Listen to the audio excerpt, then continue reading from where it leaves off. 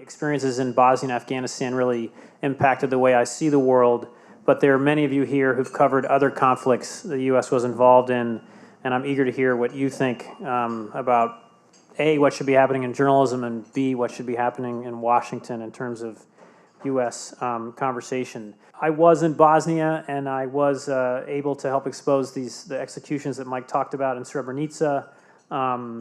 That, as Mike said, only lasted 10 days. And I then had a great 13-year run, primarily at the Times, first on the Metro desk, and then overseas. I ran, from Brooklyn to the World Trade Center on the morning of 9/11. Ran for my life when the buildings collapsed, as many other journalists did, and then went overseas and was the bureau co-chief in South Asia for the Times from 2002 to 2005. That was an incredible time. We'll talk. I mentioned this issue of Afghanistan and Bosnia and this view of the world. There was real hope in Afghanistan when the Taliban fell. People were extremely happy when they fell, and then everything seemed to go horribly wrong. And I did set off to write a book about what had gone wrong in Afghanistan. Was there a chance to kind of strengthen moderates in Afghanistan after 9/11? And the U.S. blew it, or was it simply an impossible task? And that was the focus of my book. To be honest, like any journalist, what really drove me and what caused me to make a mistake, frankly, about going to this interview with the Taliban was competition. And I felt that I had moved back to New York. I'll be honest, I say this in the book I wrote with my wife. I felt I had become a New York-based journalistic fraud. I was no longer based in the region. But I knew I also wanted to change my life, and that's why I had taken the job on the investigative unit. And I heard about a Taliban commander who had given interviews to 2 foreign journalists before. One of them was a French journalist, a woman who worked for France 24, and she had videotaped him twice. The other one was a Greek journalist who had videotaped him as well. I met with the French journalist and said, what do you think if I go to this interview? What will happen? Is this person trustworthy? She said, it's different because you're American, but I think he's just trying to use us to get his message across. I left the next morning for the interview. I met him just outside of Kabul. There were, as Mike mentioned, 2 Afghan colleagues with me. Tahir Ludin, who's an Afghan journalist, incredibly brave person. He had set up the previous 2 interviews with this Taliban commander and knew the commander, and then Assad Mangal, who was our Afghan driver. And I brought Assad because people had recommended to be careful, to make sure we had a lookout, an extra person, in case anything went wrong. We got to the meeting point, which was just a few minutes, 20 minutes or so outside of Kabul, and the Taliban commander who we were supposed to meet wasn't there. He told us to drive a little farther down the road, and we sort of rounded a corner, and there was a car blocking the road in front of us. Assad, who was in the front driver's seat, he slammed the brakes on. Tahir in the front passenger seat, he couldn't believe what was happening. And as we stopped, gunmen ran at the car from either side. It's amazing how fast situations can change.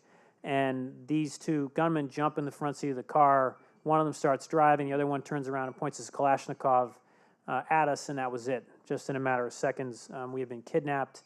And there are all these issues about, one of the differences, and we can talk more about this, is that in Bosnia, I felt like journalists were respected. They loathed us in some ways at all sides. The Serbs, the Croats, the Bosnian Muslims were trying to manipulate us, but they saw us as people to charm and to trick into giving their side of the conflict. 13 years later in Afghanistan, I was a target and nothing else. There was no sense of journalists being independent observers. I learned over the next 7 months that the Taliban, this is very hardline faction of the Taliban that had me, saw journalists as part of the American war machine. My priority in those first few hours and those months was to be a journalist. My captors were absolutely convinced that I was a spy. In those first few moments, they started demanding to know who I was, my name and my nationality. I told them the truth. I thought if I lied, they would find me on Google. And I remember the driver of the car, as we were just in those first few moments when I said I was an American, it was actually November 10th, 2008. Barack Obama had just been elected president of the United States. And when I said I was American, the driver sort of raised his fist in the air and grinned because he had an American captive and said, "We will send a blood message to Obama." They took us out of the car, I remember Tahir leaning to me in the back seat and saying, you know, once they'd taken us to the desert, once they'd stopped us, and when they started to order us out, Tahir leaned over and said, "They're going to kill us, they're going to kill us." And when we got out of the car, though, their real anger was at Tahir and Assad. And I saw through the next 7 months that they really loathed the Afghans who worked with Westerners almost more than they loathed me. They saw them as sort of betraying Islam, betraying Afghanistan. They blindfolded me. I thought potentially we were all going to be shot, but they then sort of loaded me in the back of the car. And, you know, we were moved through Afghanistan over the next several days. I had done the interview near Kabul. I had tried to be safe. You can laugh at that. My family certainly did when I came home. I had told my colleague Carlotta Gall who I was going to go see. I had given her the commander's phone number. I had said exactly where we were going to meet him and told her to sort of start calling my phones at, you know, mid-morning, if by, you know, a certain time in the afternoon to call the U.S. Embassy. All that happened. And when the U.S. started looking for me, and this was a theme I saw with these insurgents, they were like, you know, the U.S. Embassy is involved. That means he's a spy. Everything that happened somehow would reinforce their sort of conspiracy theories about journalists and who I was, and you know, how incredibly lucky they were to have me and how valuable I was. In those first few days, they were able to move us, to my surprise, frankly, across 3 different provinces of Afghanistan. We never saw any Afghan or American forces during that period. They're very clever. I was in the back seat, the far back of a sort of station wagon, lying in the back with a sheet over me. There was the station wagon and essentially a motorcyclist behind us. And, you know, there was no reason to know there was a foreigner in the vehicle. I remember at one point they stopped in order us to get out and walk through the mountains. They told us there was an American military base in front of us, and they said they were taking us to southern Afghanistan. We weren't sure where we were going. It ended up being an 11-hour walk through the mountains. And when we finished the walk, another vehicle picked us up. And I don't know if many of you have covered South Asia or not, but we got out of the vehicle, and the first thing I noticed was that the driver of the new truck we were in started driving down the left-hand side of the road. And this was a very bad sign because in Pakistan, they drive on the left-hand side of the road. In Afghanistan, they drive on the right. And we had walked over the mountains into the tribal areas of Pakistan. This is the FATA, federally administered tribal areas. We, at that point, were in South Waziristan, the place where everyone thought bin Laden was hiding. And they just drove brazenly into this large town, Wana. It's the capital of South Waziristan. All government checkpoints were abandoned by Pakistani forces. I saw, you know, signs welcoming us to Wana. And instead of, you know, any kind of Pakistani military force or police force, it was Taliban manning all the checkpoints, and they were in complete control of the area. They drove us then up farther north to a place called North Waziristan and a town called Miran Shah, and that's where we spent most of our 7 months in captivity. But what was most disturbing to me was the sort of mentality of my kidnappers. And I just want to be fair. I was among the most hardline Taliban. It was the Haqqani network that kidnapped me. This is a family based in sort of eastern Afghanistan and the tribal areas that has worked with Arabs since the anti-Soviet jihad. And my kidnappers would tell me how they couldn't understand why the United States had turned against them. They believed the 9/11 attacks were staged. They created a pretense to, you know, occupy Muslim countries. They believed that Afghans were being forcibly converted to Islam, that Afghan women were being forced to work as prostitutes on American military bases. And they were convinced that Westerners were weak, and we were sort of obsessed with earthly delights. When I would sort of complain to them about, you know, you're holding me, I can't communicate with my family, they said, well, you know, your government does the same thing in Guantanamo Bay. And when I would complain about missing my family, they saw this as weakness. I lived with a suicide bomber for several weeks, and I asked him, will you miss your family when, you know, you carry out your mission?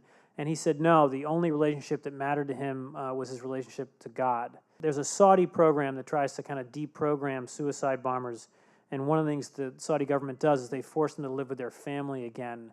And what I noticed was that these were all young boys removed from their families, told that their relationships with their families didn't matter, and it was all part of this sort of long, cynical process of brainwashing them to the point where they were, he was eager to die. He couldn't wait to die. It was, terrifying, and that mentality was real. And that the tribal areas, was and still are this area where young Afghans and Pakistanis mix with Arabs, Uzbeks, and other militants and sort of buy into this kind of broader Al-Qaeda vision. I think there's different Taliban who are less radical, who are in southern Afghanistan fighting just for control of their village or their valley, that are much less ideological, but I think there really is a threat from these groups. I don't think the answer is, invasions, and we saw what happened in Iraq and Afghanistan, but I'm also alarmed at sort of the isolationism. There's a tendency to just think that we should just stay out, and there really isn't a threat. I think there is, and we sort of have to think of a new way to respond to it. We did escape after 7 months in captivity. I'm standing here today because of Tahir Ludin, the Afghan journalist I mentioned earlier, and his bravery. I did chores and in the house every day, and while doing my chores, I found this car tow rope in this last house we had been moved into. At the same time, Tahir had been very clever. He would be taken out when they would buy food. He would sometimes go to the doctor in town pretending he was sick, and he did that over the 7 months and got to know the layout of the town well. And the power actually came back on. It was always off and on because of fighting in the area, and we ended up that night, I essentially got up to go to the bathroom. I've been ordered to never get up and go to the bathroom without their permission. I'd actually tried this in an earlier house, and it had worked. And so I just got up, went to the bathroom, and none of the guards woke up. Tahir then followed me, and we went up on the roof of the house we were on and used the car tow rope, tied it to a wall, and then came down the rope, landed in this little alley, and then Tahir, who knew the layout of the town, did an incredible job of sort of guiding us to this Pakistani military base. The problem there was when we approached the checkpoint, the guards thought that I was potentially a jihadist myself. I had local clothes on, and after 7 months of beard down to about here, we froze. Tahir, again, was brilliant. He's a Pashtun, a member of this sort of ethnic group in the south that has a code called Pashtun Wali. And under Pashtun Wali, under the tribal code, you can request shelter from a fellow Pashtun. They have to give it to you. The guards that night were Pashtuns as well. They radioed their commander, and believe it or not, the commander was like a 27-year-old Pakistani army captain who was chatting on his cell phone to his girlfriend that night. Technology permeates these areas. They looked me up on the web, the Taliban, and knew everything about me. He let us on the base. That young 27-year-old let me call my wife. I actually remember calling in the answering machine, picking up at our apartment downtown. And we still have the tape of me saying, it's David, we've escaped. And then a woman picks up the phone and says hello, and it was actually my mother-in-law. I wasn't the greatest son-in-law ever. 2 months into the marriage, getting kidnapped. And she had moved in essentially with my wife for 5 of the 7 months of the kidnapping, helped her throughout this. My wife had continued to work at Cosmo, and the Times was absolutely incredible from beginning to end in terms of this kidnapping. Arthur Sulzberger was incredibly generous. They did everything they could. We can talk about the news blackout, and I can't tell you how grateful I will always be to the Times. My wife was able to call Richard Holbrooke, who had helped get me out of captivity in Bosnia. He called the Pakistanis, pressured them. They flew a helicopter onto this base, and Tahir and I were eventually flown out. The driver, we had left him behind. He had started cooperating with the guards. I can talk more about that. The Times, again, along with the driver's family, sent a delegation in after Tahir and I returned home, and we were able to get the driver out as well. He returned home about 6 weeks after I did. After Tahir and I did. And I'm elated and very lucky that the three of us survived. If we hadn't, I think I'd have a lot more issues of my own about why had I done this, why had I taken the risk, and why had I gotten these Afghans hurt. I'll take questions now. The book I'm working on is Beyond War, and it's back to this question of these moderates. You've all met them, you've all worked with them in foreign countries, and they never end up running those countries. It's always the guys with the guns or the guys that are more corrupt. And I'm sort of searching for a middle ground. I do that politically in my column and in terms of foreign policy. In Mali, I just wrote, Jim Ledbetter, my editor at Reuters, is right now trying to improve a very weak column I just wrote on Mali. I don't think, how can we support moderates? How can we promote economic growth? How can we create incentives for Islamists, more moderate ones, to be part of the world community? Again, I don't think the answer is invasions, but I don't think the answer is just drones either. You've served time in these countries, we can talk about it more. I feel like if we try to do less in fewer countries over longer periods of time, we'll be more successful. These massive efforts in Iraq and Afghanistan to sort of create democracy was too much too quickly, and I just fear we're going to the opposite extreme. And there are moderates in these countries. There are Afghans. Many more Afghans have died fighting the Taliban than Americans. You don't see it in the press, but it's happening, and that's sort of where I am now. And I got questions, and I'll be honest about it. Leaving the Times was a really difficult decision for me. The paper had been absolutely incredible. I did it because of two things.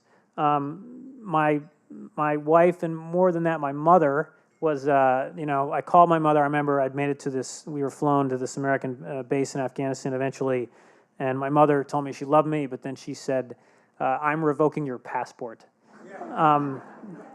And I wanted to become a columnist. It was a way for me to write about foreign affairs without having to go to dangerous places.